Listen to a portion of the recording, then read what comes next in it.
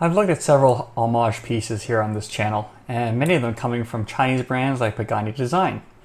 While for many people the concept of an homage piece is not a big deal, you'll find that some frown upon them in general, saying that they're lacking in creativity. So what happens when a company takes a beloved watch design and updates it for more modern times? Well, you have something like this. Stay tuned.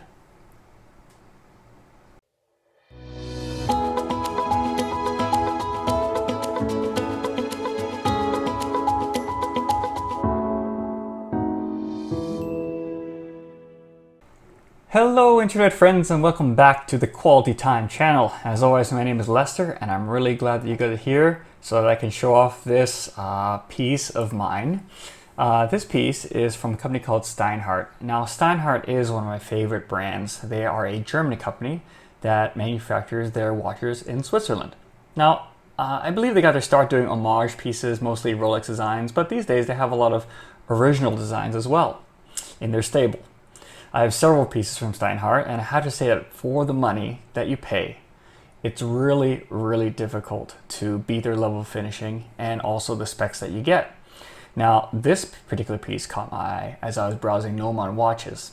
This reseller is based out of Singapore and often does collaborations with Steinhart to release exclusive watch models. This model, known as the Ocean Vintage Military 39, is a smaller version of their 42mm Ocean Vintage Military that Steinhart released years prior. Now, in case you're unfamiliar, this watch is an homage piece to the Rolex 5517 Milsub, which debuted back in the early 1970s. This Rolex was issued to the British Royal Navy and featured interesting details like the lack of Mercedes hands, the minute track, which goes all around the bezel rather than just from the 0 to 15. They had fixed bars for the strap, and they also used tritium lume. Now, only around 1,200 of those watches were ever made, which makes them extremely rare. In fact, if you were to buy an original in good condition, you're looking at around $100,000 US. Now, for me, not having $100,000 to spend on a watch puts the original well out of reach. However, the lower price of the Steinhart and the new smaller 39mm case really reeled me in, and so I pulled the trigger. Now before we get started, let's do our customary wristwatch check. Today I'm wearing my newly acquired Casio W217H. Now this watch, I believe, has been around for quite a while now. It is a follow-up to the F91W, and they made it a bit bigger, and now they have this really cool silver and black colorway with the negative display, which I wanted to see what that was like, and I'm really enjoying this piece. Hopefully I'll be able to do a review of this one in the near future. All right, well then, let's get started. As mentioned before, I picked this one up from Gnomon Watches. They are a retailer based out of Singapore. I had a really good experience with Gnomon, really no issues. They shipped it really fast and I got exactly what I wanted. So yeah, kudos to Gnomon. When I picked up this piece, it was $499 US on the Oyster bracelet. However, if you go to the site now, it's $519, so the price went up just a little bit. As I mentioned before, this is from a company called Steinhart, which is based in Germany, and they build their watches in Switzerland. This one is from their Ocean 39 series, which is a series of course, 39mm dive watches. This is a dive watch. You can see the dive time bezel here. You have a case material of 316L stainless steel with your polished sides, high polish on the sides, and you've got a nice satin brushing on top. The case size is 39mm. The case thickness is only 12.3, but with the crystal, which is domed, you're looking at 14.3mm. You have a lug to lug of only 47, and a standard lug width of 20mm. And sized for my 6¼ inch wrist, you're looking at 147 grams. The bezel material is aluminum. It is a glossy finish on the bezel. You've got black with silver markings and a nice lume pip at the 12. The bezel type is of course a dive bezel. It is 120 click, unidirectional. A little tough to rotate with gloves, but the action is quite nice. And you've got, like I said, a nice lume pit at the 12 so that you can check the orientation in the dark. The crown type is a screw down crown. You can see it's also signed with the Steinhart logo. You also get crown guards to protect it from, when you're wearing it and you might jam the crown on a door frame or something like that. And you have a nice knurled finish for easy operation. As you can see, I can kind of unscrew the crown here. Pops out real nice. One thing I need to mention is how smooth winding a Steinhart is. If you've never tried this, guys, it's really, really great. That's one of the things I really like about the Steinharts is that when you wind the watch, it just feels so smooth compared to a lot of other brands that I've tried. It's a really nice action. This watch does have hacking and hand winding. As you can see, you can wind it like that when you unscrew it. If I pull out the crown all the way, you can go ahead and set the watch. And you can see this second hand does stop so that you can set the time more accurately. And of course, screwing the crown back in is quite smooth as well. So that's really nice. The crystal is a double dome sapphire. And you can see you can get very little distortion even at this extreme angle, which makes it really legible. And it also comes with an inner anti-reflective coating to reduce glare in high sunlight, for example. The dial is a matte black. You've got some white printing. You've got the Steinhart logo, Steinhart Ocean 1, and then at the bottom you've got the depth rating, which I believe is 300 meters. Let me just move it out of the way so we can take a look. Yeah, there we go. That's much better. Yeah, so you've got 1,000 feet or 300 meters and automatic. One really interesting detail is that instead of the T on the original, they opted for a circle with a 1, which is for Ocean 1. The T on the original actually stood for tritium, which is what they used to lume the watch. Now, as you can see, this watch is on the 3-link Oyster bracelet, but it is also available on a optional Jubilee if you'd like. I believe it's around $70 if I remember correctly, if you prefer the Jubilee style. Moving on to the hands, you can see that we have a sword, very broad sword hour hand with a pencil minute hand, and you have a very nice arrow seconds hand that goes really all the way to the edge, which I quite like. As for the markers, you have a printed, all the markers are printed. There's a triangle at the 12, you've got batons on the 3, 6, and 9, and you've got circles for the other markers. As you can see, there is no date complication on this watch. It is merely telling you the time. Now, in terms of lume, you have Super Lume Nova Old Radium style on the hands and all the markers, and of course on the lume pip as well. Let me just rotate that. And I think people are going to be a little miffed if I don't get it in place, but it is a little tough to do with gloves. Let me see if I can get that correct here. There we go, much better. Now you've got the case back here. It is a solid steel case back. It is got minimal etching there, and you can see on this particular watch, they actually stamp a serial number on the back of the watch. As you can see, I happen to get number 1769. The water resistance of this watch is 300 meters or 30 bar. And the movement inside is a Sellita SW200 Elaborate grade, which also has hacking hand winding, which I showed you earlier. It is a 26 joule movement that vibrates at 28,800 beats per hour or 4 hertz. And you get a power reserve of 38 hours.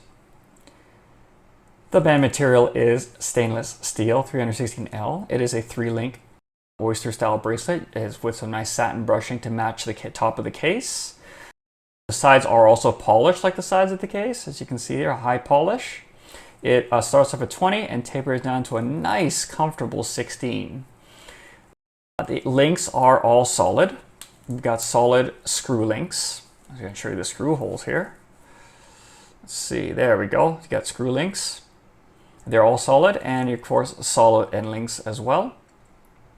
The clasp itself is also very nice. It's a brushed affair with a polished flip lock, also signed with the Steinhart logo.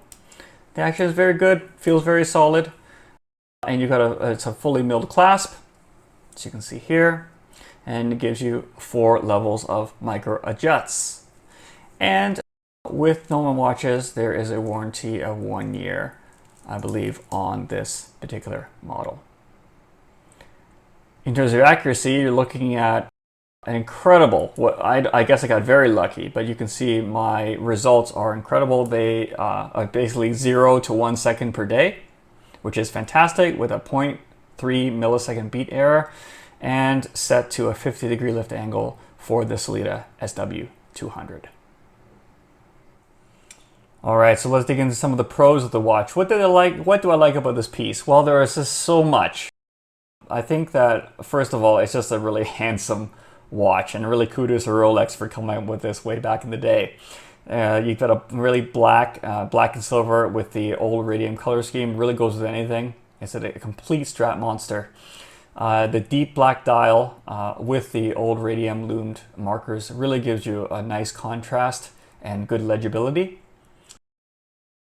One thing I need to mention is this bracelet that you get with it, which is so comfortable. And one thing I really enjoy about the Steinharts as well is that the bracelet is just one of the best in the business that I've seen so far. It's just incredibly well finished and so comfortable on wrist.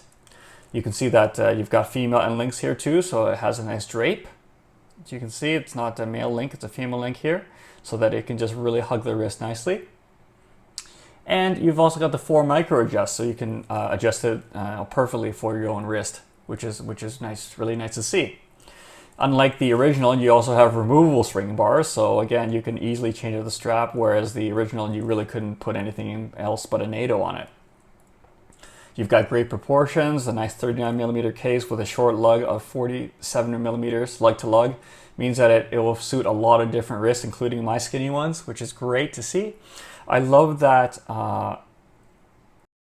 the lack of Mercedes hands, which, you know, I'm not really, actually not a huge fan of Mercedes hands. I much prefer this style over the Mercedes. So I think this is a great way to go. Even though it is a Rolex homage, I really do like the fact that this model doesn't have the Mercedes hands. You've got really strong lume, and I'm going to throw up a lume shot so you can take a look at it. It is extremely bright, and you've got the all the hands and markers, and including the 12 o'clock lume pip. Again, the bezel action is quite excellent, even it's a little difficult to do with gloves, but if I didn't have the gloves on, it's a very smooth and solid feeling crown. And bezel. And to mention, the crown is also very smooth. Just winding it is a dream. And one thing I really noticed with the Steinhart is just, you can barely hear it as I'm winding it. It's just really, really nicely done and really smooth feeling. You've got a screw down crown, of course, and that gives you a nice strong 300 meters of water resistance. So this one really, you could take this one diving, hopping in the pool, not a problem. You've got also the super accurate Sellita movement, and this is really one of the most accurate pieces in my entire collection at basically 0 to 1 seconds a day, which is just incredible. Maybe I got lucky, but that's what I got. The slightly raised dome sapphire also looks really nice with the AR.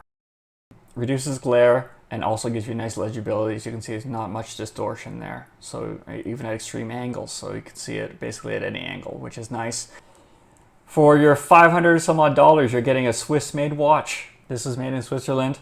And I guess the last thing, you know, it's really a great quality watch. And the last thing I would say is that it's a great grab and go piece, simply because it doesn't have a date. Which means you don't need to fiddle around with setting the date. When you want to set the watch, just set the time, wind it up, and you're good to go. So what are the negatives about this piece? Well, there's really not that many, but if I had to sort of nitpick, I would say that this piece without a date sort of makes it, you know, not a contender for an everyday watch for me personally, since I do prefer dates in my watches. Although I do appreciate that adding a date somewhere would have sort of mess with the symmetry of it, of the design. And I know they're kind of going for that, you know, classic Milsub look, so I totally see why they did it. But that's just I think that's just a nitpick. I really do like the piece the way it is. One other thing is that you only get painted markers at the $500 range. Of course, the original was also painted, but I would have liked to see, you know, applied would have been, of course, a bit nicer, in my opinion. But there, it is what it is. You also only get an aluminum bezel, and I think that this part of it could have been improved, even though the original was also aluminum. I suppose a ceramic at the 500 some odd price point would have been a bit nicer. I know they do ceramic bezels at this price range as well, so it could have been done, I think. But I guess if you're trying to be true to the original, you're going to go for aluminum. But I would have personally preferred a ceramic bezel simply because of the durability factor. Also, I mentioned before that this particular piece does not have a date, but the SW200 does have a date position. So what that means is that if I unscrew the crown and pull it out once and then turn it around, you can see that nothing's happening. And that's because there's a ghost position. The first position is a ghost position, which means that I believe the date wheel is kind of rolling around in there, but of course it's covered by the dial, so you don't see it. I guess some people it might bother them, but it's not really that big a deal. In order to set the watch, you're going to pull it to the second position, and once I do that, you can see that the watch hacks, and I can set the time. So that's really, again, that's a small little nitpick, I think. And of course, one thing that regarding the Steinhart case, although very nicely finished, is that it is pretty flat.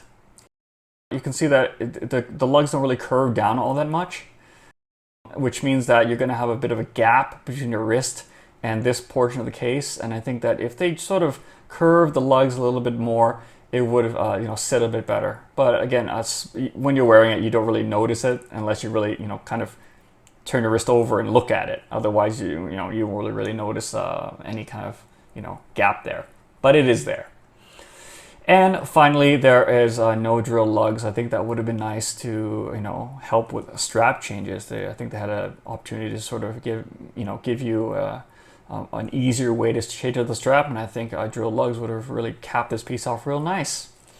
But other than that, I mean, that's really all I can think about when it comes to negatives about the Steinhart Ocean Vintage Military. So conclusion time then. Well, if you've somehow skipped to the end of the video, I have to tell you that this is really a killer watch. I honestly think that those that give Steinhart a hard time haven't really experienced one in the flesh. The level of fit and finish of one of these watches is really outstanding in my opinion, and this Ocean Military Vintage Military 39 is no exception. I mean, for $500, you're getting a Swiss-made watch with an excellent high beat sleeve movement inside, an excellent and comfortable bracelet. It is an iconic piece that has essentially been brought back to life from the folks at Steinhart, and what they have managed to do is modernize it and made it available for those that can't afford the $100,000 price of entry. Of course, it's not a perfect piece. I mean, I don't think there is a perfect watch out there. I would have liked a ceramic bezel to really modernize the watch a bit more, but my complaints are really just nitpicks more than anything.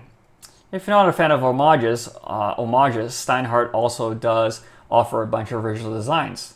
But if you're not hung up about the whole homage thing and want a handsome timepiece that you can wear for almost any occasion, you really have to take a look at this one, guys. This is a real winner.